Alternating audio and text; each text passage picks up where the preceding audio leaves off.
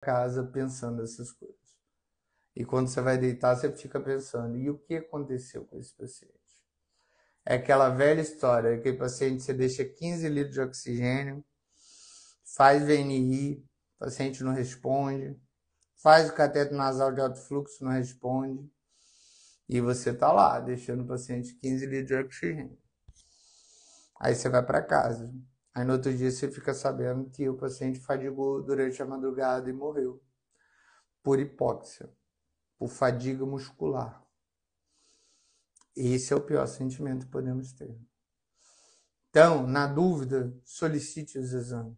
E eu estou passando aqui a bola para vocês, as dicas para vocês. Isso daqui assim, dar o resumo mesmo, tudo para vocês, o que observar. E vocês observam que é bem simples e é bem fácil, tá? Vou citar outro caso desse terceiro erro, para não achar que o paciente tem somente um distúrbio. Porque todos vocês sabem, né? Uma coisa vem associada à outra. Sempre. E o organismo funciona como uma máquina. Então não adianta, não basta o paciente ser hipertenso. O paciente é diabético também.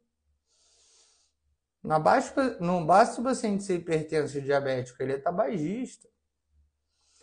Então chegou um paciente uma vez, esse paciente foi até encaminhado para UTI depois.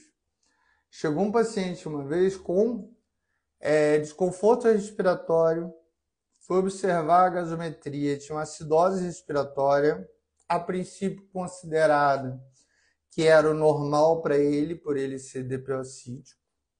Só que ele tinha uma acidose metabólica de um Base-6 de menos 12.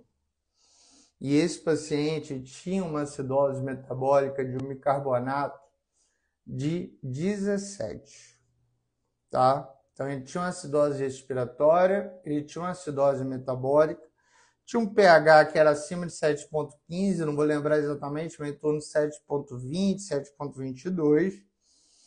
E esse paciente foi encaminhado direto para a UTI.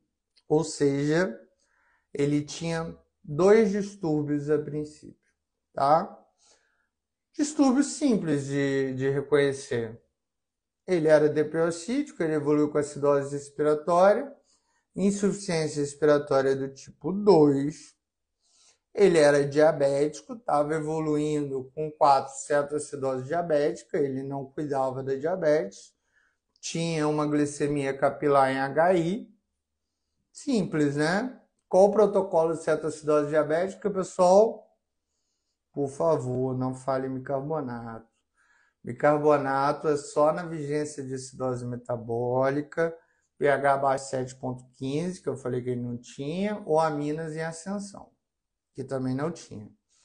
Então, protocolo de cetoacidose diabética, reposição com cristalóide balanceado e insulina irregular intravenosa em bomba de infusão. Lembrando que o destro tem que ser horário e o potássio normal. Para a acidose respiratória, por ele ser DPOcítico, foi optado por uma VNI. Só que tinha mais um problema aí. Lembrem-se, nunca achem que o normal é o que vocês estão observando.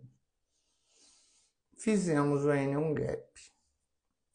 Obviamente, ele tinha uma cetoacidose diabética e esse N1 Gap deu elevado. Porém, fizemos o Delta Gap. E o Delta Gap deu de 8.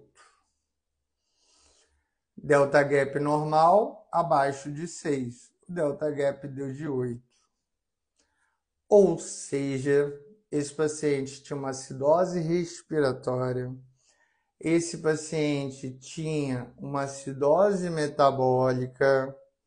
E esse paciente tinha também uma acidose hiperclorêmica, tá? Apesar de terem reposto fluidos nele, esse paciente já vinha há algum tempo desidratado e decidiram repor o volume com cloreto de sódio a 3%.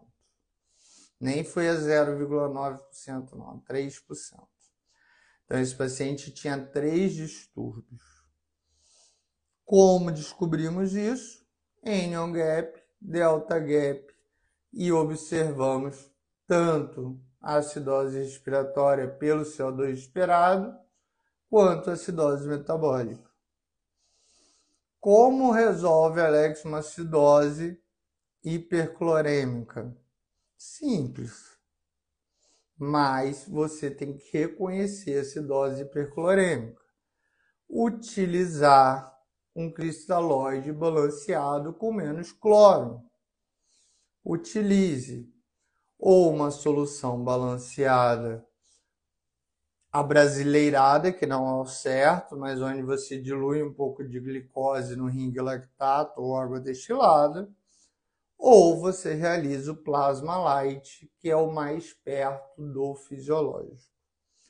Por que eu fiz questão de falar cloreto de sódio e não soro fisiológico?